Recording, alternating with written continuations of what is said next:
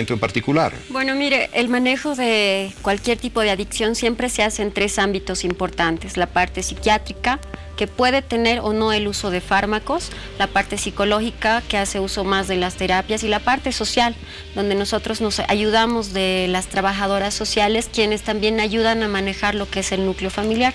No olvidemos que cuando un paciente tiene un problema, no solamente es suyo, sino también es del entorno familiar y del entorno que lo rodea. Ahora yo tengo una pregunta, Gabriela. ¿Qué es lo que ocurre, qué es lo que pasa por la mente de aquellos adictos cuando no tienen ese producto o esa actividad a la cual se han vuelto adictos? ¿Por qué se desesperan? ¿Por qué pueden hacer hasta lo imposible por conseguirlo? Claro, porque la extrema dependencia lógicamente ha generado una necesidad no solamente neurológica, una necesidad biológica a la sensación que te da el consumo o la realización de la actividad. Entonces es un nivel de ansiedad tan severo que lógicamente empiezas a tener manifestaciones físicas bastante fuertes, ¿no? El síndrome de abstinencia en el caso de las personas que tienen adicción al alcohol o a las sustancias. Sin embargo, con las actividades pasa lo mismo. Pasa lo mismo, que es un nivel de ansiedad que parte de lo neurológico, lo biológico y lo psicológico. Hay algo muy importante que lo mencionaban, sobre todo esa faceta familiar y social que interviene en algunos determinados tipos de adicciones, particularmente en los niños, adolescentes de hoy, cuando hablamos de tecnología, de internet, cuando hablamos de cuán absorbidos están por comunicarse con los que están lejos y que no conoce, más que con los que tiene cerca y con los que necesita hablar, y termina desconociéndolos casi por completo, porque conoce más al amiguito que tiene en España o en la China, ¿no es cierto?, que al hermano que tiene en el cuarto de al lado. Tiene mucho que ver lo familiar, y yo quiero rescatar mucho aquello, la comunicación dentro de la familia, porque cuando el niño y el adolescente no tienen la comunicación suficiente, necesaria con los padres, con los hermanos, con los familiares, ¿no es cierto?, termina aislándose y busca precisamente el desahogo en esto, o sea, en tratar de socializar vía internet, utilizando medios tecnológicos que lo aíslan aún más de su entorno, y definitivamente es un serio riesgo para estos pequeños a futuro. ¿Cuán importante es el rol de los padres? La verdad es el de mayor importancia, puesto que son los directos responsables del cuidado, en especial de los niños y adolescentes. No olvidemos que en la adolescencia es la etapa como de identificación de la persona, donde empieza a crear la identidad de lo que va a ser en un futuro. Si en esta etapa nosotros como padres no logramos darle seguridad a estas personitas, más adelante van a crear seres inseguros que van a buscar seguridad en cosas tecnológicas o en cosas que pueden ser tóxicas o dañinas para ellos, ¿no? Doctora, ¿qué tan complicado puede llegar a ser tratar una adicción, y de qué depende la complejidad? ¿Por qué en algunos casos se pueden llegar a curar las adicciones y en otros no? No hay una cura para una adicción como tal. Sí puede haber una rehabilitación y un manejo controlado del paciente, pero una cura como tal no existe.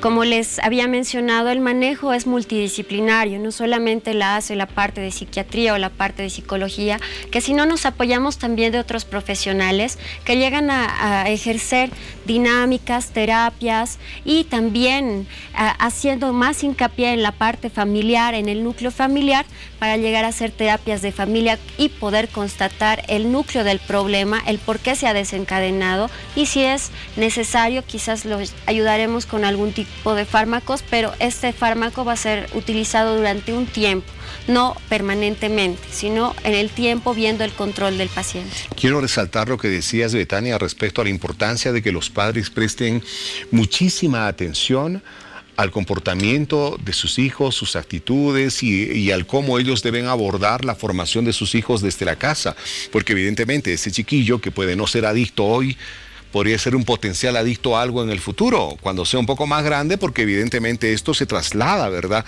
Es como algo que va llenando de insatisfacciones al niño, al adolescente, que en determinado momento pues se desborda por algún lado y puede ser alguna adicción. Gabriela, tú que como psicóloga tocas precisamente, seguramente en tus charlas, estos temas con los padres, con los jóvenes, con los niños, ¿qué aconsejarías a los padres? ¿Cómo abordar cuando los padres advierten que su hijo está siendo adicto, por ejemplo, a la tecnología? ¿Cómo abordar a los hijos, en los hijos el tema, siendo que son a veces tercos, rebeldes, los chicos de hoy? ¿Cómo deberían abordar los padres el problema? Exacto, lamentablemente en todo tipo de adicción se comete el error del rechazo. El rechazo, el enojarse con la persona, el prohibirle ciertas cosas a la persona de una manera en la que no se le explica la consecuencia, únicamente se condena la actividad. Lo que yo les digo, ¿no?, a los padres y madres de familia en estos casos es de que, primero que nada, se saquen los prejuicios de la mente acerca de la actividad o de la sustancia, o de lo que esté volviendo adicta a la persona, al familiar que tienen, en este caso el hijo. Posteriormente no se puede hacer ningún tipo de intervención y no va a haber ningún tipo de mejora si no lo llevan a consulta profesional. No, solos los padres no van a poder ayudarlo. Y esa es una verdad que tienen que saber. Después, el hecho de sentir vergüenza de la condición que está atravesando ese familiar hace que también incremente el problema. Porque cuando comunicamos que nuestro hijo está sufriendo adicción a, como dice, al celular o a una actividad o a una sustancia, tenemos posibilidades de que más personas lo ayuden. Sin embargo, si mantenemos en secreto esta adicción, le estamos haciendo mucho más daño. Y tratar de involucrarse en el por qué es que ha elegido este tipo de actividad. ¿Por qué está adicto al celular? ¿Por qué le resulta más fácil estar con el celular que comunicarse con las otras personas? Entonces, ir al origen de la causa con el diálogo. Un diálogo mediado y acompañado de profesionales en el área. Y de esta manera, poco a poco, la familia y la persona van a ir saliendo adelante y controlando este problema.